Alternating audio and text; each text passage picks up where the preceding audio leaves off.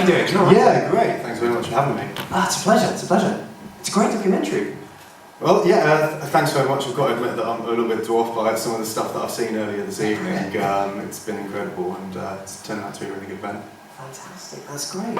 So, one thing I'd really like to know, actually, from this is your opinion of burlesque before you started this documentary and now after. How did your opinions change from what you actually saw? Well, I'd already had quite a lot of experience with burlesque. I was on the comedy circuit for a couple of years doing stand-up, and during that time I actually compared for a couple of burlesque nights. Oh wow! And I've always found them tremendously like entertaining for both sexes, and they seem like, I've always found them to be a very honest and fun way of entertaining yourself of an evening, and I just felt like making a film about it, considering the fact that it was in the media at the time, and there was a lot of debate about whether it was something that was proper or not, and so I went for it.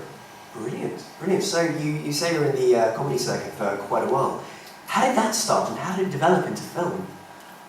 Well, I essentially decided that I wasn't that good at it, and I went on to, I was on a script writing degree, which I changed course while I was at university to do cultural studies. I never actually did any kind of had any film training, which you can probably tell from the aesthetics of the piece, and I just kind of went on from there after studying sexual theory and a lot of critical theory and stuff, and decided that I wanted to go into making documentary film. Excellent. Okay. Have you actually produced other films as well? So short film, other concepts like that? No. This was actually my first film that I made, and apart from a couple of kind of comedy videos, etc., and stuff like that, it's really, that's been my first film. Okay. So now, in terms in documentary as a film style, what do you think are the main differences between what can be achieved, what can be said within a documentary compared to a short film or a feature film?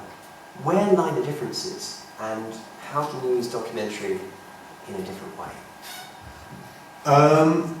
Well, I mean, I'm still coming at it as an amateur, so I wouldn't say that my word means that much, but for me, what I love about making documentary is that you are kind of crafting something from something organic. You haven't got any kind of, you write a script and you write a treatment, and you kind of you understand your contributors. You've interviewed them beforehand, and you understand where you want the storyline to go. But apart from that, you've then got to try and pull the story from whatever happens during your filming, and I find that a really exciting process to go through, because although I've worked on fictional stuff before and narrative stuff, I found that documentary film it's got an energy to it, because you have to be there, you have to try and find the moments, and and if you miss that moment, then it's gone forever, and it can be as simple as the fact that you change your focal length at the wrong point, and you just can't use that shot, or or that piece of dialogue, and so it was a real learning curve for me making this film as well. So these are stories about real people, and real stories, things are actually happening in real life, and I guess that's one of the major draws to it, to learn about society whilst being entertained, evidently. Yeah. Excellent. Okay, so future plans for you. You say you're relatively at the beginning of where you want to be. What would you like to do next? Well, I've just recently found employment with Optimum Television. They do a lot of factual entertainment stuff. They do. Congratulations, it's great. Thanks. Yeah, no, very entry level kind of stuff. I've just been shooting a little bit here and there for them, like Mary Porter's and Gordon Ramsay and stuff like that. I've moved to London because of that.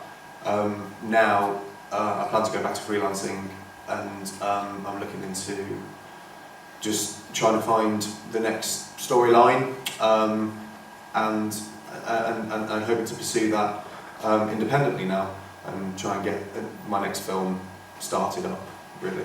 Brilliant. So if anyone here in the audience has any interesting stories, any real life subjects that you might find interesting, come and have a word during the interval. Yeah, exactly. Yeah, I'm really interested to hear anything, and collaborations and everything. I'm really interested to get involved in. Excellent. Rory Jackson, thank you so much. Ladies and Thank you gentlemen, very much. Rory Jackson.